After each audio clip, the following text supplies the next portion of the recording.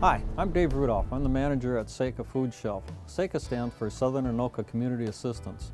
We're located at 627 38th Avenue Northeast in Columbia Heights, which is right next to the city garage. Well, SACA is primarily a food shelf, but we're changing that a little bit now too. We're also have put in a thrift store in here too for the clients.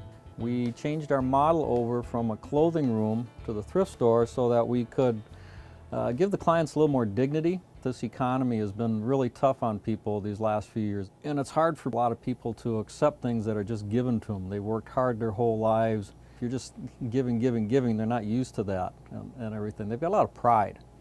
So what we decided to do is take our clothing room and we turned it into a thrift store. So it gives them a little more dignity back, so instead of just being handed some clothes or something like that, they can purchase it. Now we're selling things at garage sale prices. So the cost is real minimal. I mean, it's like, a quarter for a shirt, maybe $1, $2 for a jacket, depending on the type of coat or something. It's gone over real well with the community here, with the clients. And what we're doing too is if clients can't afford it, because there's some who are just really can't afford even those kind of prices, we're giving them a voucher so that they can shop. But we're really asking people to buy if they can, because what we're going to do with the money then that we make, it's going to be turned around and we'll be purchasing food with it, that sort of thing. Maybe fix a truck if it needs it. It's expensive running a food shelf. A lot of our stuff is clothes. That's probably the majority of it. But we're also doing small household items, things like pots and pans and dishes, maybe a coffee maker or something like that. Some books, like I said, glasses. We've got some baskets, and there's a little bit of artwork and some things like that here. But it's primarily clothes. And we're looking for things that are in decent condition, kind of the gently used condition. We want them to be in nice shape, because just because you can't afford something does not mean that you should have to settle for something that looks really well used. That's just not right. We don't have the room for large appliances, furniture, that sort of thing. We're also not doing electronics. Anybody can come in and shop. Our hours on the thrift store are from about 8:15 Monday, Tuesday, and Thursday till 4 o'clock. And then on Wednesday, it's about 10:45 to 6:30. We use a lot of volunteers for a lot of different things. There's warehouse help. There's intake where the clients are checking in. We have people come in and we call them shoppers. They assist the clients in picking out the food and everything. We have cashiers. We have people straightening up the thrift store. We have people that sort out the clothes and the household items and stuff. Because we want to make sure we get good quality things out in the thrift store. Volunteers also come from different places, from different businesses. We get Cummins Power Generation has a nice crew that's been coming in and helping off and on different things. Medtronics has had people. There's been other businesses as well that come in, and sometimes it's just for an event like around Christmas where we have our toy giveaway and Christmas dinner. They'll come in and help with that. Or it could be at a fundraiser. Financial One has been another one that's been really great about helping out. They're a big sponsor for our Hops for Hunger.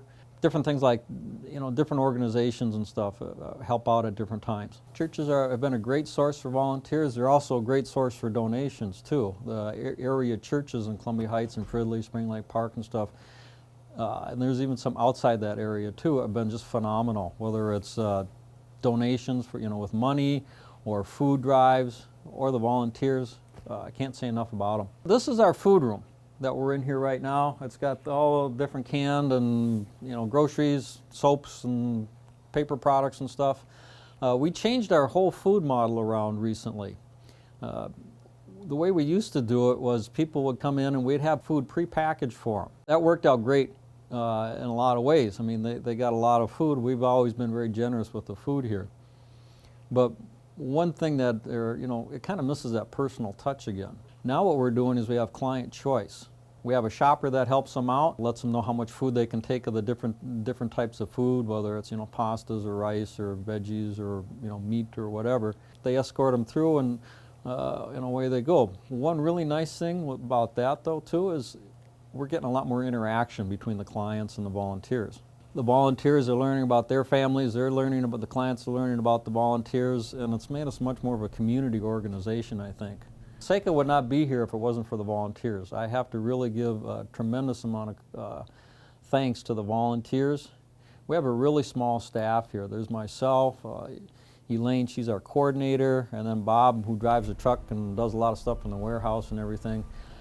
Those two, they really do a tremendous job here. There's one volunteer I really have to single out, and that's Joan. She's going to shoot me for this, but she's our volunteer coordinator, and she just does a tremendous job. She really helps make this place run smooth, and so she's just great.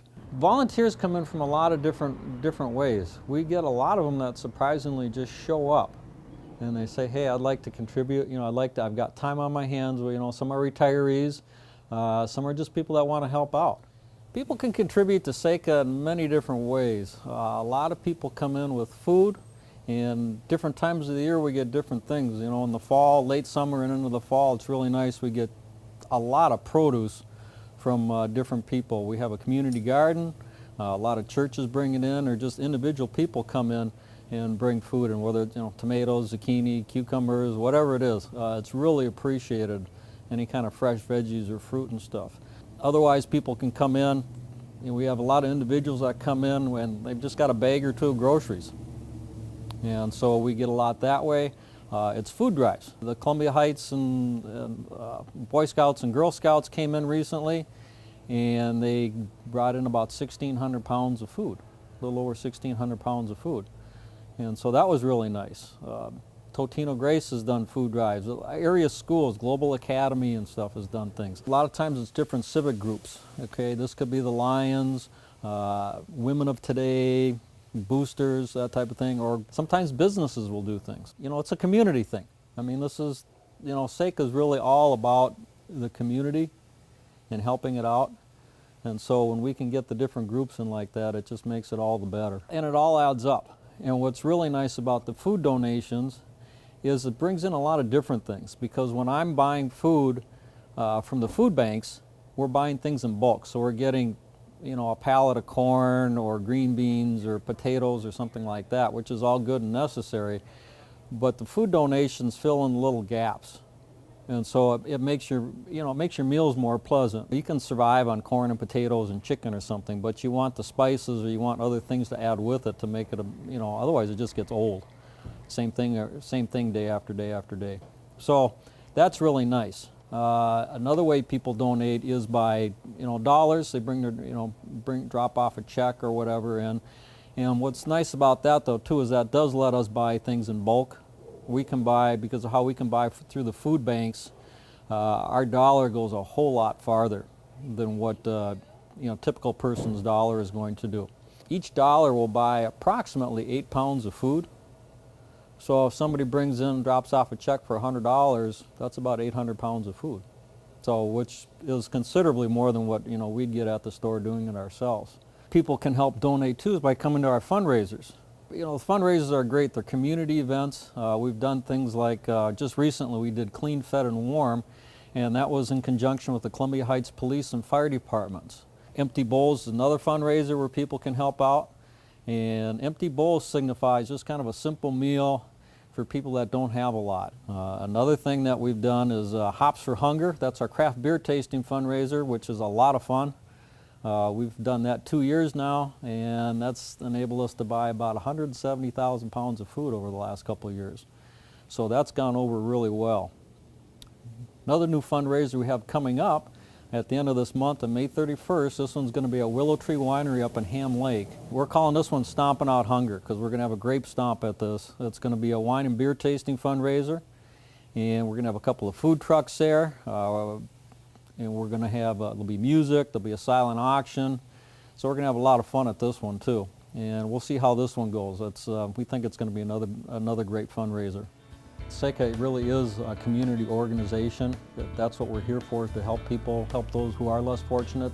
It's a hard thing to come for a lot of people, and we want them to feel welcome, and we're here to help.